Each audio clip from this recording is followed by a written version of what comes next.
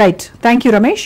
So Yamuna గారు, ఇప్పుడు రోడ్ల వెంట మల్లెపూలు పెట్టుకొని బజార్ల వెంట తిరగడానికి ఇక్కడ ఇతను మాట్లాడాడు కదా, సత్ప్రవర్తన కలిగి ఉన్నారు, సత్క్రియలు చేయడానికి పిలువబడ్డారు, ఏసు రక్తం చేత కడగబడిన వారు ఈ క్రైస్తవ మహిళలు, అందుకోసం మల్లెపూలు పెట్టుకోరని అన్నారు.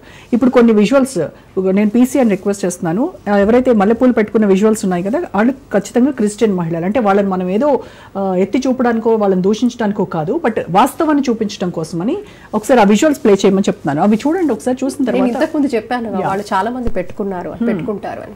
ఎస్, చాలా చక్కగా అలా ముస్తాబై అదే అన్నాను. వాళ్ళ పండగలలో, వాళ్ళ కార్యక్రమాలలో, శుభకార్యాల్లో ఖచ్చితంగా వాళ్ళ మతస్థులు కూడా చాలా మంది మహిళలు పువ్వులు పెట్టుకుంటారు. సో అతనికి తెలియదు, అందుకే అంటున్నాను కదా, వారికి దేని మీద అవగాహన లేదు. ఇప్పుడు ఎవరైతే ఆ వ్యక్తి మాట్లాడారో శాలం రాజు అని, ఆయనకి దేని మీద అవగాహన లేదు.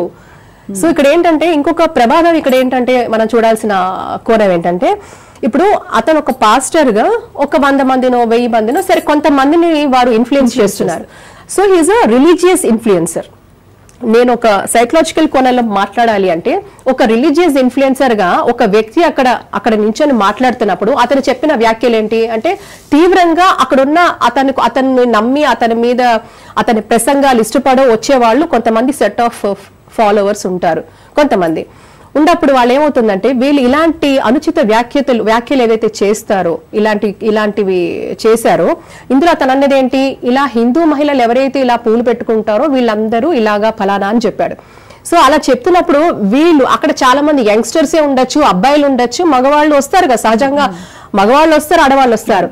అక్కడ మగవాళ్ళ మీద వాళ్ళ మానసిక స్థితి ఎలా ఉంటుంది అంటే, రేపొద్దున హిందూ స్త్రీని చూసే దృష్టికోణం ఎలా ఉంటుంది అంటే, రేపొద్దున మీరు ఎలా ప్రేరేపిస్తున్నారు, మీ మతంలో ఉన్న వ్యక్తులు మగవాళ్ళు రేపొద్దున హిందూ ఆడవాళ్ళని ఎలా చూడాలో, ఏ దృష్టికోణంలో చూడాలో అని అంటే ఇంతకంటే హేయమైన చర్య ఉండదు. అంటే you are influencing the society. నువ్వు చాలా ప్రమాదకరమైన స్థితిలో సమాజాన్ని నెట్టేస్తున్నాడు. అంటే ఇది చాలా, ఈ ఒక్క ఆస్పెక్ట్ చాలు ఇతని మీద క్రిమినల్ కేసు పెట్టడానికి. ఈ ఒక్క ఆస్పెక్ట్ చాలు. అతను ఎంతమంది అయితే అతను ఒక రిలీజియస్ ఇన్ఫ్లుయెన్సర్ గా అక్కడ ఉండి ఆడవాళ్ళు, హిందూ ఆడవాళ్ళు ఇలాంటి వాళ్ళు అని చెప్తే, అక్కడున్న మగవాళ్ళని నువ్వు ప్రేరేపించే విధంగా ఒక సాడిస్టిక్ మైండ్ సెట్ తో, ఒక నీచమైన మైండ్ సెట్ తో, ఒక సైకిక్ బిహేవియర్ అంటే ఒక ప్యూర్లీ సాడిస్టిక్ బిహేవియర్ తో అతను ఇచ్చే ఈ వ్యాఖ్యలు ఇన్ఫ్లుయెన్స్ అయ్యి రేపొద్దున హిందూ ఆడవాళ్లను హెరాస్ చేసే పరిస్థితులు కోకొలలుగా ఉండే అవకాశం ఉంటుంది. అతను సృష్టిస్తున్నాడు ఖచ్చితంగా. ఎందుకంటే మీరు చెప్తున్నారు, మీ మాట ప్రతి మాటకి కూడా అక్కడక్కడ కూర్చొని పరిశుద్ధ ఆత్మ అని చెప్తూ పూర్తిగా కూడా పనికిరాని మాటలు మాట్లాడుతున్నాడు, పూర్తిగా వ్యతిరేకమైన మాటలు మాట్లాడుతున్నాడు, అండ్ ఇన్ఫ్లుయెన్స్ చేస్తున్నాడు. సో రేపొద్దున హిందూ మహిళల మీద చూసే దృష్టికోణం కూడా అలాగే ఉంటుంది. సో ఇది ప్యూర్లీ క్రిమినల్ థాట్ ప్రాసెస్ కాదా?